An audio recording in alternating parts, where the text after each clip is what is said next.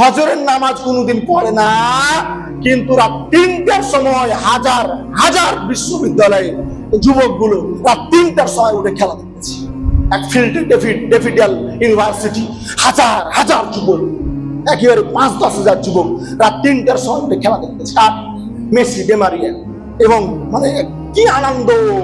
ইসলাম বিজয় হলে আনন্দ হয় না, সেইরকম আনন্দ করতেছে। আর এই জাতি যদি নির্যাতিত, অত্যাচারিত না হবে ইহুদি খ্রিস্টানদের কাছে, কারা হবে? ইসরায়েলের যারা ফিলিস্তিনকে মারতে ছাড়া আপনি করছেন, কান্নাকাটি করতেছে, এই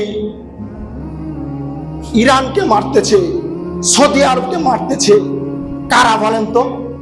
ফিলিস্তিনকে মারতেছে কারা বলেন তো? মুসলমানেরা। কারা? ইহুদি খ্রিস্টানরা।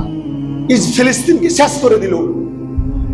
এই বর্তমান বাংলাদেশের পার্শ্ববর্তী দেশ ভারত মুসলিমদেরকে সালাত আদায় করতে দিচ্ছে না, বলছে যদি যারা সালাত আদায় করবে ভারতে, ওই মুসলমানদেরকে গলা ধাক্কা দিয়ে বাংলাদেশে পাঠিয়ে দাও এবং হত্যা করো। কারা?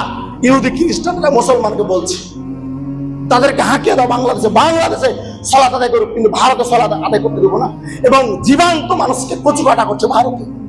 এখন বর্তমান বাড়িঘর পুড়িয়ে দিচ্ছে ভারতের মুসলমানদের। কারা? ইহুদি খ্রিস্টানরা। কাদেরকে? মুসলমানদেরকে। আমরা মুসলমান 30 শতক জমি বিক্রি করে আমরা পতাকা কিনছি ইহুদি খ্রিস্টানের। আফসোসের বিষয় না? কষ্টের বিষয় না? যেখানে আল্লাহ বলছেন তোমরা তাদেরকে ভাই হিসেবে গ্রহণ করো না, আর মুসলিম যুবক মুসলমান শুক্রবারের নামাজ পড়ে, জানাজা হয়, দাফন হয়, কাফন হয়, বাবা হাজি, মা হাজি, অথচ ইহুদি খ্রিস্টানদের বন্ধু।